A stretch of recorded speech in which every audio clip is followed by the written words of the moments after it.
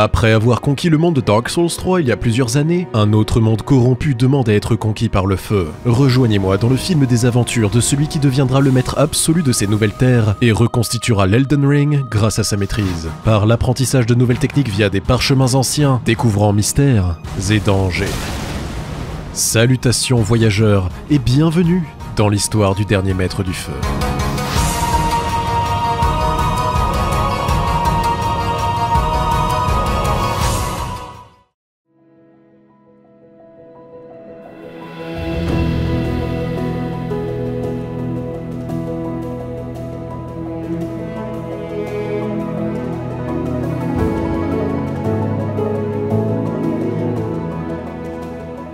Après avoir ressuscité Azuko, nous voici lâchés dans un nouveau monde. Déjà, tout ça, ça part, je n'ai confiance qu'en la maîtrise du feu, et j'espère que ces terres ont continué à la développer au fil des siècles. Pour l'instant, je ne me souviens que d'une seule technique et...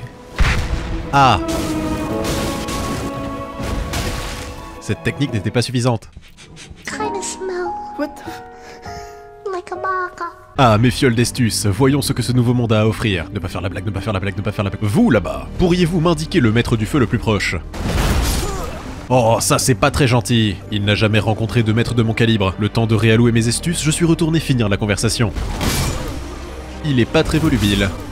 Qu'à cela ne tienne, je reviendrai plus tard. Sur mon chemin, j'ai rencontré Calais, un marchand, mais j'avais pas d'argent. Ce monde n'est décidément pas accueillant. Après m'être reposé, j'ai rencontré Melina. Oui. Oh, une femme m'adresse la parole. Elle m'a offert sa monture et la capacité à monter de niveau. Ces terres étaient immenses et semblaient désolées. Mais il doit bien rester des parchemins de maîtrise quelque part. Visiblement pas ici. Mon exploration fut fructueuse. Un château. Retourne dans Dark Souls 2. Et j'ai finalement trouvé un parchemin de maîtrise du feu. Mais en suivant ces instructions, je me suis senti un peu bizarre. Mon esprit était comme... confus. Je suis sûr qu'il n'y a pas besoin de s'inquiéter. Une mine. Je vais pouvoir essayer mon... Oh, ça c'est pas très gentil. La mine était remplie de pierres de forge et gardée par une version dopée des monstres de la zone. Et visiblement, elle n'aime pas trop le feu. Vengeance. Plus de vie, j'en ai marre d'être une chips. Oh, le gros arbre.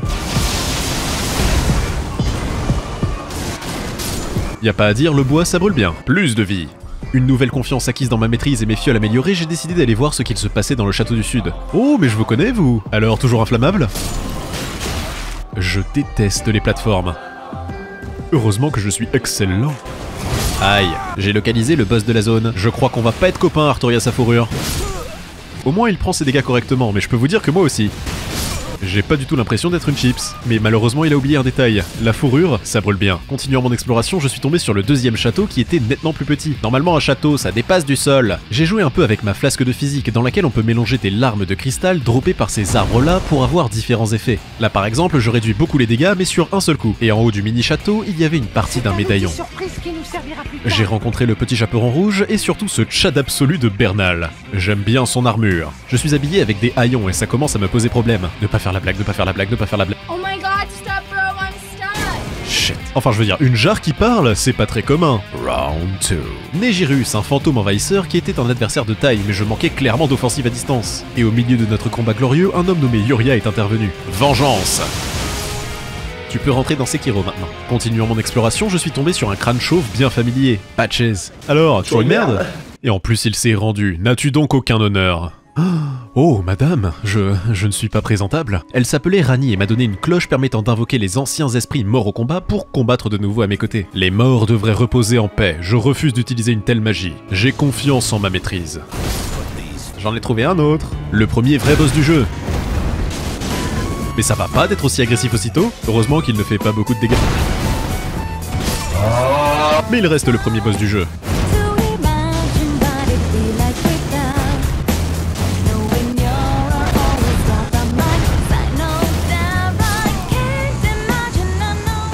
J'ai clairement besoin d'une upgrade. Melina, séduite par ma pugnacité, m'a amené au bastion des héros. La glorieuse table ronde. Ici, il y avait de tout. Des marchands, plus de sorts, ça je prends. Des personnages hauts en couleur. Oh, je bouge plus. Et un forgeron. C'est ici que je pourrais maintenant me préparer avant chaque bataille. Et il y avait un maître du feu. Il n'avait que 2 parchemins dont un que j'avais déjà, mais j'ai pu apprendre la technique de la boule de feu. Ça ne paye pas de mine, mais la distance me manquait. Et il est temps de s'attaquer au château de Voile Tempête. Il y avait un homme pas du tout suspect qui m'a conseillé un chemin bien plus discret. Oh, j'ai glissé. Le problème, c'est que malgré la force relative de mon feu, ça consomme du mana. Et je me suis retrouvé rapidement à court à éviter tous les ennemis à la recherche d'un endroit sûr. C'était pas par là. Il faut sacrifier des potions de soin pour des potions de mana, me rendant encore plus chips que je ne suis déjà. Un véritable canon de verre dans ce château rempli d'ennemis beaucoup trop nerveux. Ça va, je le prends bien. Tuant et pillant en faisant attention à ne pas tomber à court de mana, je me suis rendu compte de la taille absurde de cet endroit. Ce château regorgeait cependant de trésors en tout genre, des chemins cachés, des dizaines de pièces, toutes remplies d'ennemis avec des armures, retrouvant au passage la même saleté m'ayant explosé en début d'aventure. Mais cette fois j'avais le pouvoir des escaliers de mon côté. Qui c'est qui a plus de potions? C'est moi. Heureusement, ce château était rempli de raccourcis. Récupérant l'amélioration de potions et mes âmes perdues, j'ai repris foi en mes capacités. J'ai continué à explorer le château et même les rats sont sous stéroïdes. Tombant sur une salle un peu reculée, j'ai trouvé un autre seau sacré meilleur que le mien mais demandant beaucoup plus de foi. Pour ceux qui ne connaissent pas Elden Ring, les seaux sont les équipements qui permettent de lancer les sorts de feu et de foudre. Et juste à côté, un livre de maîtrise. Là-dedans, il y aura forcément de quoi me satisfaire. Récupérant le reste des richesses sur le chemin et un sacrifice tactique plus tard, il est temps de faire face au chef de la zone. Qui ose me réveiller? Tu feras gaffe, t'as des doigts en trop là. J'ai bien plus que des doigts pour toi. Non, ça va aller, merci. Godric, le premier porteur de fragments de l'Elden Ring, était un maître de l'air à ses heures perdues. Mais malgré mes dégâts ridicules, j'ai pu rapidement prendre l'avantage.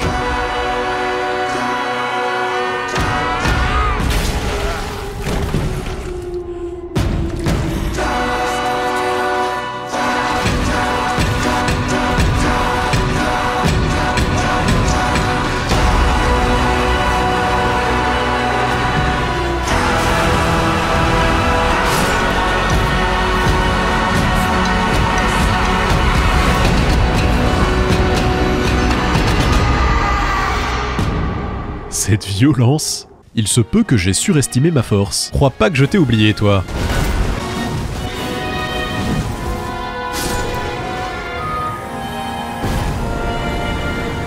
Il m'a donné 3200 runes, ce qui va me permettre de faire un peu de shopping. J'ai donné le livre de maîtrise à celui qui voulait bien et il contenait le savoir interdit de la flamme noire. Mais c'était beaucoup trop cher et de toute façon de trop haut niveau. Qu'à cela ne tienne, avec ces runes et les pierres de forge ramassées au château, j'ai pu améliorer mon saut des doigts en plus 5. Retrouvant un marchand, j'ai acheté un talisman augmentant très légèrement ma vie. Et je l'ai exécuté sur le coup pour une raison de praticité et de plaisir. Je suis tombé sur une tour qui était scellée par 3 bêtes érudites.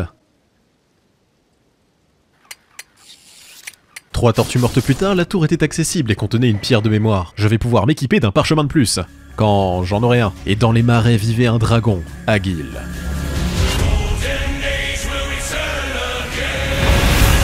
Les dragons sont les pères de la maîtrise du feu. Ils prenaient étonnamment très bien ses dégâts et s'en est suivi un combat grandiose.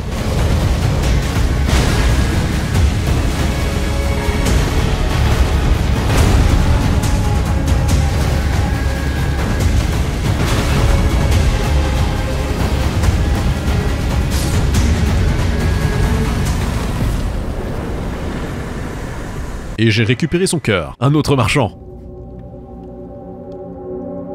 Je m'en occuperai plus tard. Explorant la plage, il y avait une crevasse intrigante. Et il y avait du monde là-dedans.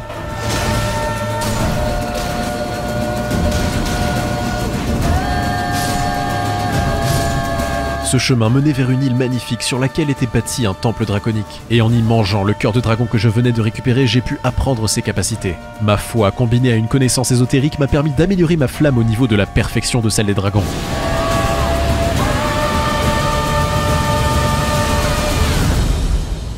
Mais je sentais que mon corps était encore trop frêle pour en extraire son plein potentiel.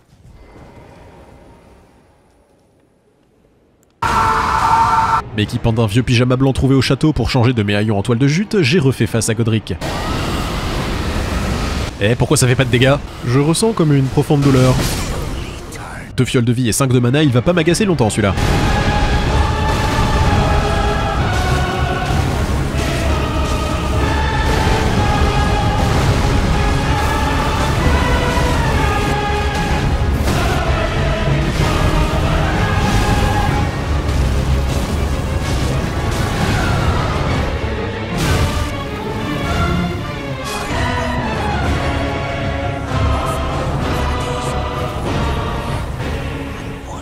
Non mais...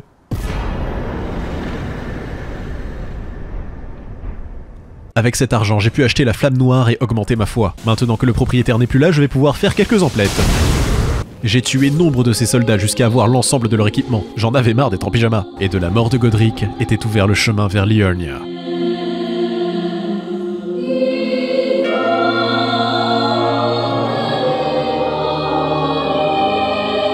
je savais que ma destinée était de l'autre côté. On peut commencer. Tout un tas d'activités insolites nous attendent ici. Une geôle éternelle. Quelqu'un est enfermé ici. Et effectivement. C'était lui aussi un maître du feu. Je vais récupérer sa connaissance sur son cadavre. Par contre, il va falloir arrêter de tout esquiver.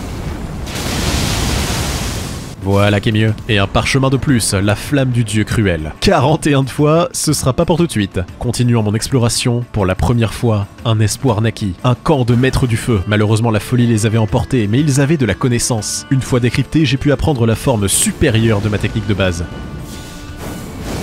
Petit à petit, je retrouve mes sensations. Liurnia était un endroit immense dans lequel j'aurais passé certainement moins de temps si j'avais planifié mon voyage. Au lieu de ça, j'ai papillonné en commençant par le contour ouest. Ça fait tant de dégâts que ça, je prends un plaisir fou à brûler ces arbres. Quelques catacombes aussi, mais le problème de la pierre, c'est que ça vole pas bien.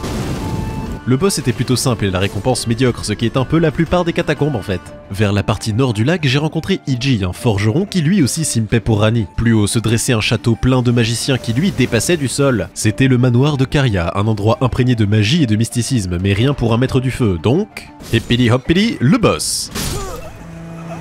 Loretta, enfin sa projection astrale car ma princesse était dans un autre château. Et ça brûle pas bien la magie. J'ai l'impression que je ne suis pas désiré à cet endroit. Je reviendrai plus tard. Partant méditer dans la forêt, je suis tombé sur...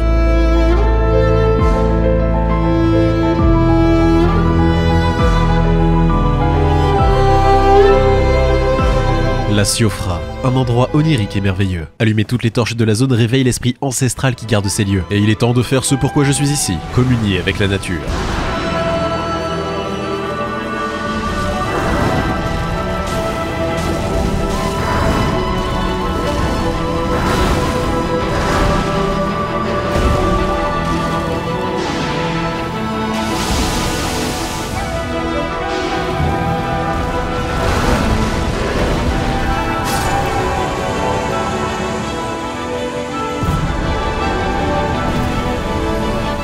Même pas un grincement. Et à la sortie de ce paradis naturel...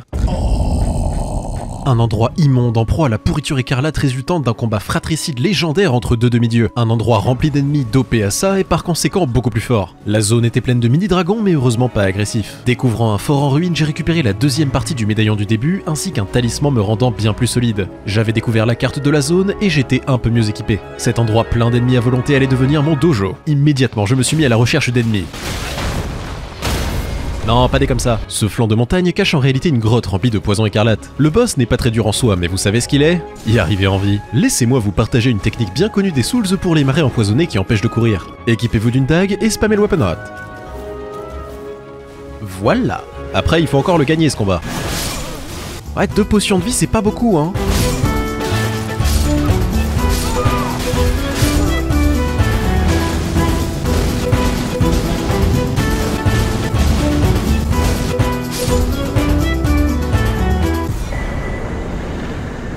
De leurs cadavres pourrissants, j'ai récupéré le scarabée d'or qui est un talisman qui augmente les runes reçues des ennemis vaincus. Et avec ça, je vais pouvoir augmenter les gains reçus des 2 boss gratuits de la zone, les arbres, qui sont beaucoup plus forts ici.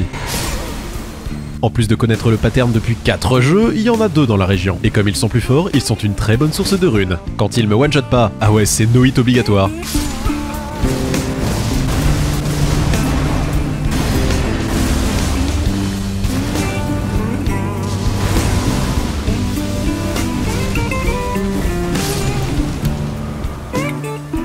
Oh oh my. Tout cet argent va bien me rendre service. J'avais maintenant le niveau pour mon nouveau saut que j'ai directement amélioré en plus 6 avec les pierres que j'avais. On va aller le tester sur quelques mini-boss.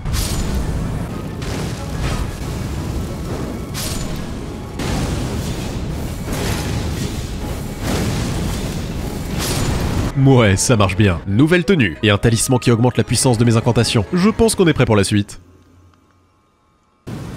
Mais avant, j'ai une petite revanche à prendre. Par contre, il va vraiment falloir arrêter d'esquiver. Là où ce combat est une blague avec n'importe quelle arme de mêlée, là je ne peux attaquer qu'à certains moments bien précis, sinon elle esquive tout.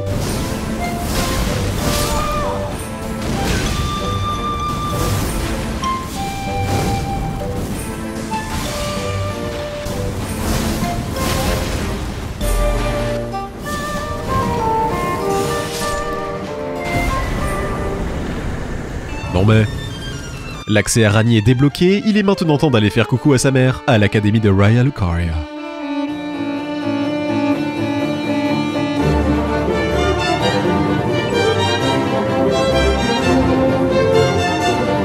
Maison de la deuxième porteuse de fragments. Un endroit où tous les magiciens se sont réunis pour ensemble détruire le moindre reste de leur dignité.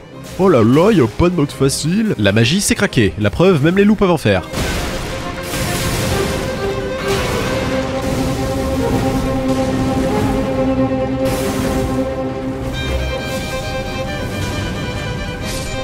Et la fourrure, ça brûle toujours aussi bien. Communiquez entre vous un peu là. Oh, un portail.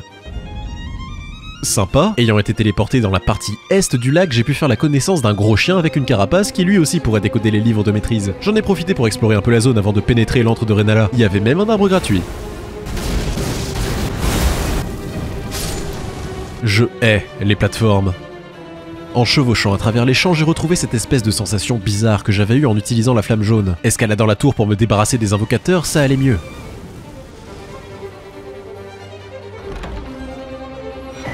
Mais qu'est-ce qu'ils ont fait de la maîtrise du feu? Il y avait plus loin un village de ceux qui ne pouvaient être que des maîtres corrompus. Cette nouvelle maîtrise concentrée dans les yeux permettrait peut-être de voir l'invisible. Des connaissances au-delà de la réalité. Cette simple pensée m'emplissait de crainte et de curiosité.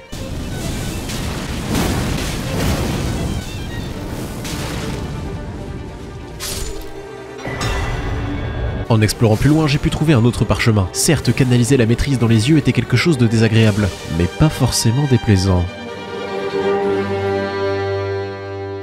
Et après tout ça, j'ai enfin fait face à Renala.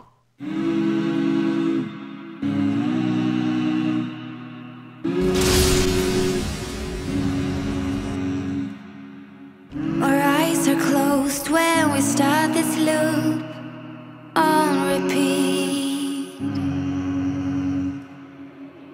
Hear my chest, how it beats when you put your hands on me.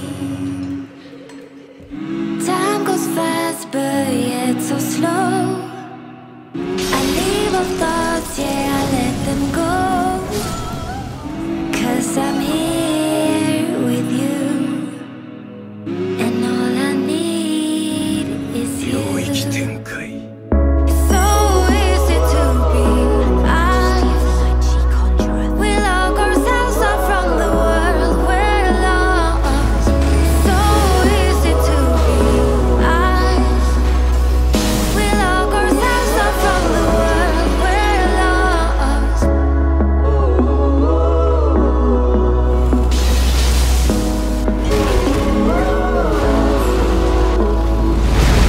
Don't know what you really feel, but I really like this dream. Don't need to feel anything but you floating in my bloodstream. Time goes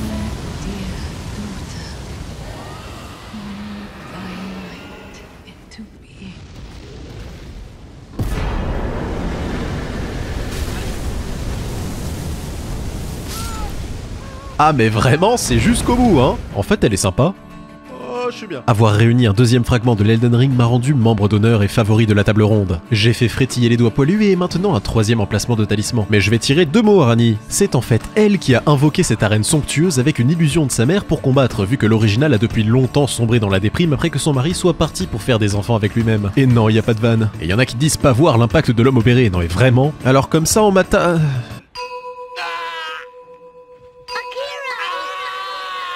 J'étais parti pour la cramer, mais je me suis accidentellement mis à son service. Diantre que sa magie est puissante. J'ai discuté avec d'autres de ses simpes qui me l'ont confirmé. Maîtresse Rani veut que j'abatte son frère Radan, qui lui aussi est un porteur de fragments. Apparemment, son exécution pourra ouvrir la voie vers une cité de légende perdue sous terre. Pour gagner le droit de l'affronter, il faut qu'un héros récupère au moins 2 fragments comme je l'ai fait et s'élève vers les plateaux baignés d'une lumière d'or. Tout ça grâce à un ascenseur qui ne laisse passer que ceux possédant les 2 parties du médaillon trouvé pendant l'aventure. Ainsi, je fis mon ascension vers les plateaux d'Altus, au pied de l'arbre monde.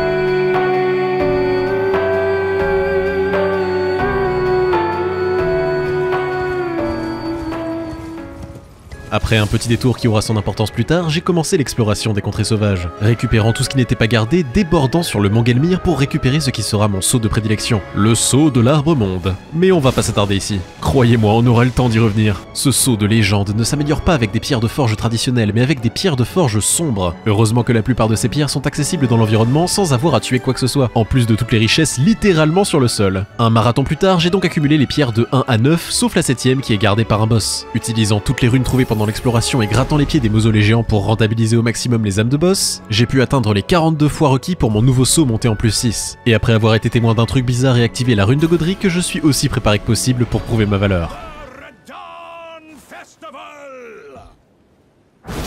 Radahn, un guerrier manipulant la gravité et l'essai pourrissant de son combat contre sa sœur l'ayant empoisonné, lui et toute la zone au passage. Tous voulaient se mesurer à lui. Oh, tête de loup! Il y avait aussi le gros pot du début. Nous simperons ensemble, ce combat allait être légendaire.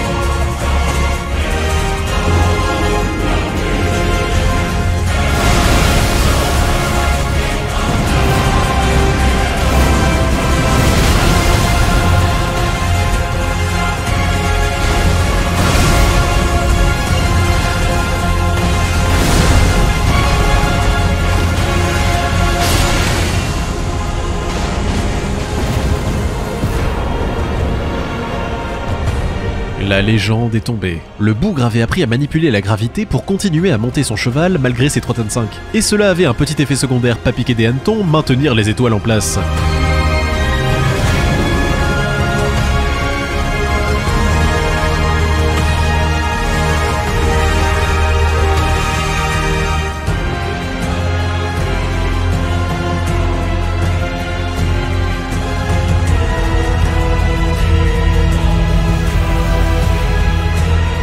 Tête de loup, nous allons pouvoir continuer notre mission. Sacré trou, je dois avouer que la portée de cette technique est fort agréable. Galvanisé par ma précédente victoire en tant que leader des armées, je me sentais inarrêtable. Il n'y a pas âme qui vive pouvant se mesurer à moi.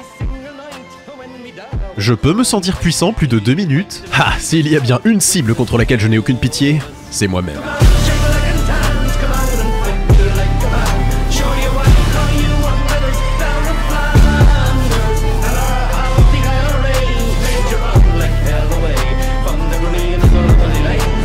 Ennemi majeur pour sûr. J'étais en fait sur les hauteurs des souterrains du début. C'était si paisible, et avec des torches. Naviguant dans les références, j'ai atteint les couches basses de la cité perdue. C'est ici que Ranni veut que je récupère une relique. Une lame forgée avec un bout de la rune de la mort, capable de tuer les entités divines et spécifiquement les doigts géants. Ce sont ces doigts qui transmettent et imposent la volonté des dieux. Elle était ravie, et elle est partie vers le chemin de la destinée que seule elle peut accomplir. Mais j'ai été si efficace qu'elle m'a fait cadeau d'une statue inversée. Bon. Elle vient du manoir de Caria. Plus au sud existe une tour de Caria que j'ai explorée sans succès. Je me demande si...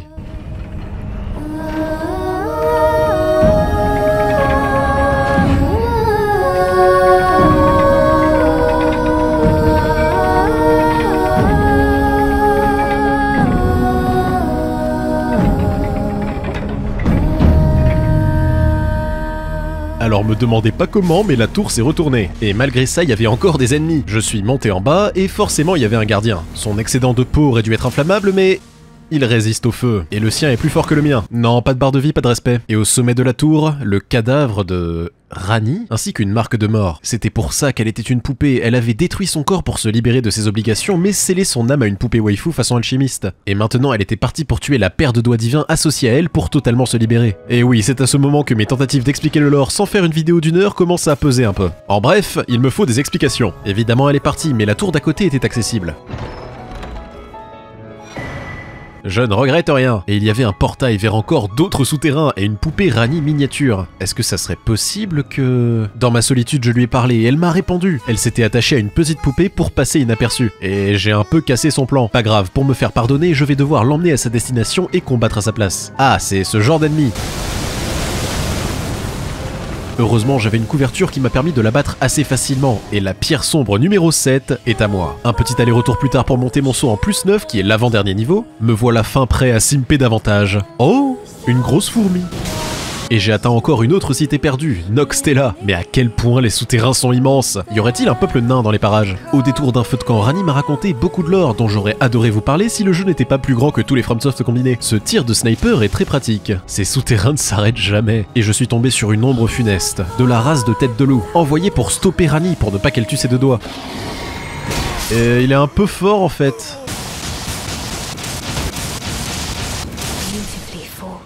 En fait, non. Rani était maintenant sans ennemis et elle est partie en me disant de dire aux autres qu'elle les aimait. Comme si j'allais faire ça. Vous pensiez qu'une plaine de pourriture c'était trop? Que diriez-vous d'un lac? Heureusement, le feu me permet de me purger régulièrement du poison pour un passage un peu plus facile.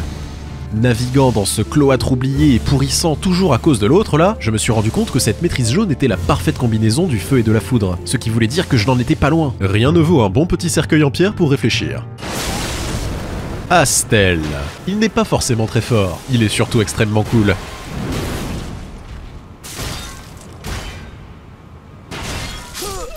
Bon bah pas quand il fait ça.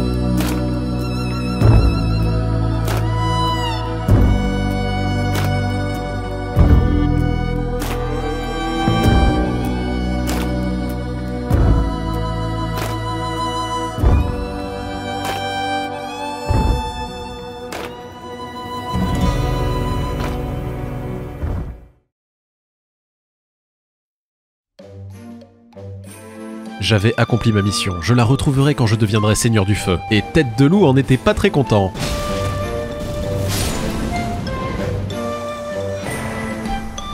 Je porterai son armure en son honneur. J'ai décidé de continuer l'exploration des souterrains vu les richesses que j'y ai trouvées jusqu'à maintenant. Alors ça, c'est pas des richesses. Deux boss énormes, rapides, précis et sévères qui ne sont absolument pas faits pour comboter entre eux. Ils sont juste forts en tout, tous les... Un boss qui aurait été parfait tout seul avec plus de vie, mais un authentique cas de MDR, ce sera dur si on en met deux. J'espère vraiment que cette idée ne sera pas reprise plus tard. En plus, ils sont en caillou, et le caillou, ça brûle toujours pas terrible.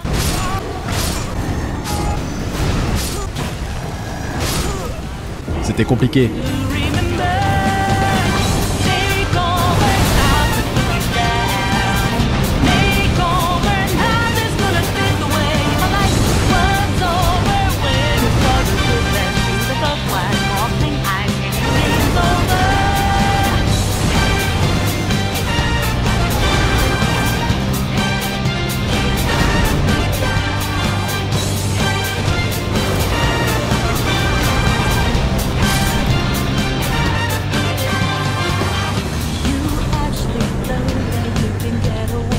Les conditions de transport ne sont vraiment pas les meilleures. Mais c'est quoi ça encore?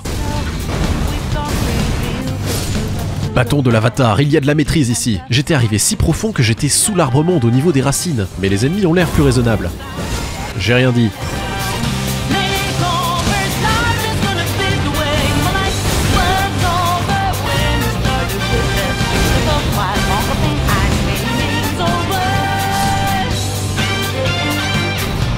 Escalade dans les racines, je me suis retrouvé en face d'un cadavre de demi-dieu pourrissant gardé par des servants de la Madame Acalin. En plus, il spamme son truc de mort, mais...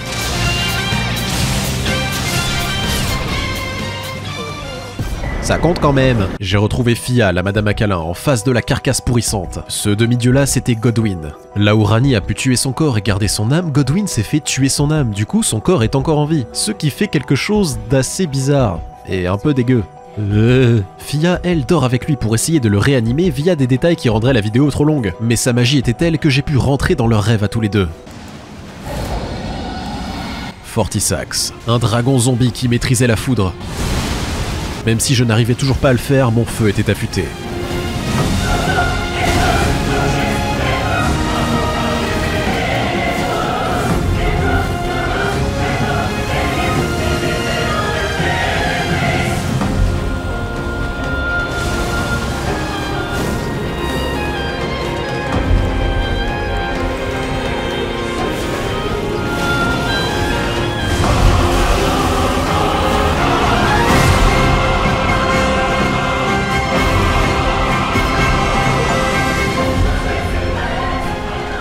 Si ce truc se réveille, ça va pas aller. Il est temps d'avancer en surface et de s'attaquer à la cité d'or au pied de l'arbre-monde. Et pour ça, il faut s'occuper de la garde.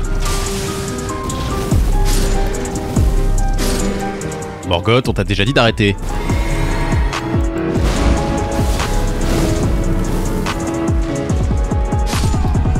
Non mais, je me suis aussi occupé d'un éplucheur de dieu pour un parchemin de feu.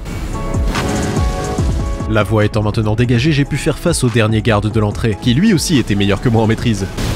Son cheval crachait le feu et lui la foudre. Ça suffit là.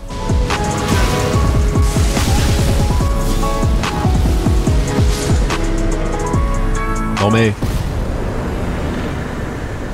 Je n'avais peut-être pas encore la maîtrise de la foudre, mais je montais en puissance. Et c'est ainsi que je fis mon entrée dans la glorieuse cité de Leyndell.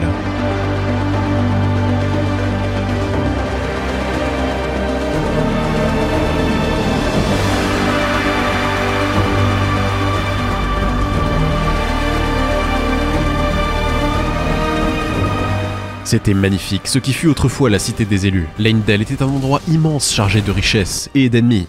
Trop d'ennemis. Même si ça rapporte beaucoup de runes, je me suis encore retrouvé très vite à court de mana à courir comme un dératé, me paumant au passage jusqu'à trouver un feu de camp. Ma foi grandit à des niveaux encore jamais vus, et les maîtres du feu visiblement ça court les rues. Naviguant dans les égouts pendant plus longtemps que j'aimerais l'admettre, j'ai retrouvé le chemin vers la surface. Marchant sur les ailes du dragon géant pétrifié parce que tout n'était pas encore assez stylé jusqu'à maintenant, progressant vers la salle du trône, je me suis fait arrêter par une projection de Godfrey. Un combat que j'ai énormément apprécié de par sa simplicité.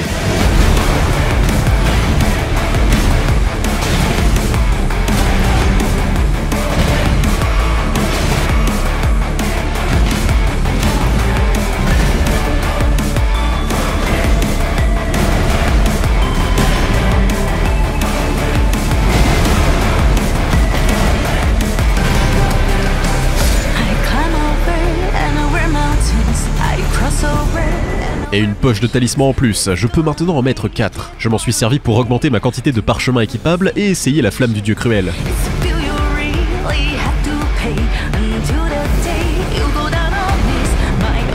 Alors, c'est cool, mais ça a l'air terriblement inutilisable aussi. En fait, c'est surtout couvrir le sol de flamme qui est utile avec cette technique. Cette cité était immense, plus j'explorais, plus il y en avait.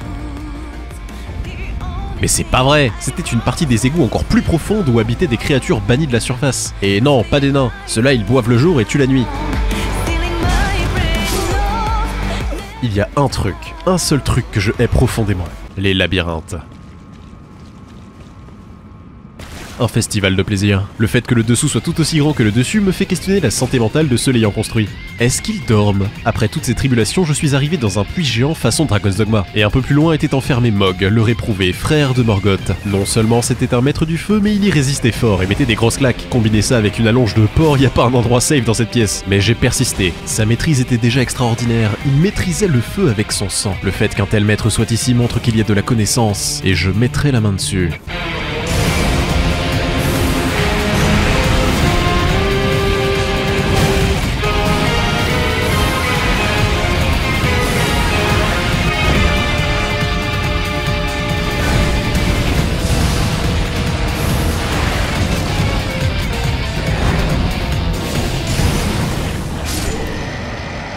Il avait un parchemin sur lui de sa maîtrise particulière, le feu sanguin, et cela demande des connaissances ésotériques que je n'ai pas. À moi, les secrets les plus anciens.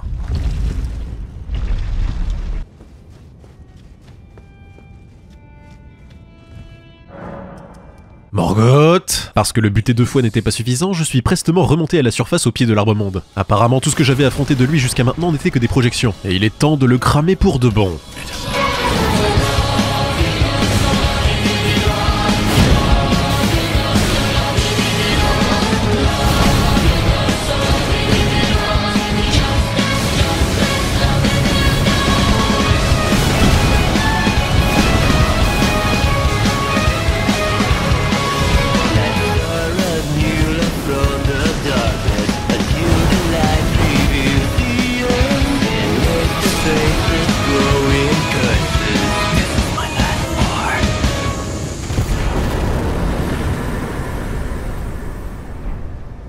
Au revoir mon premier ennemi. Cette fois il était cramé pour de bon. Le trône m'attend. Je me disais bien que ça aurait été trop facile. Mélina m'a expliqué qu'effectivement pour passer il faudrait cramer cet arbre. Mais un seul maître ne suffirait pas, il faudrait une puissance de feu titanesque. On dirait que ma quête de connaissances n'est pas terminée. Descendant dans les catacombes précédemment scellées, je me suis senti... appelé. Mélina m'a prévenu de ne pas avancer vers cette flamme exaltée. Elle consume tout ce qu'elle touche et apparemment personne ne peut la maîtriser. Me prendrait-elle pour un faible? Je serais le seigneur de cette terre et maîtriserais toute flamme existante. C'est avec humilité et sans aucun artifice que je m'y présente. Je veux la voir.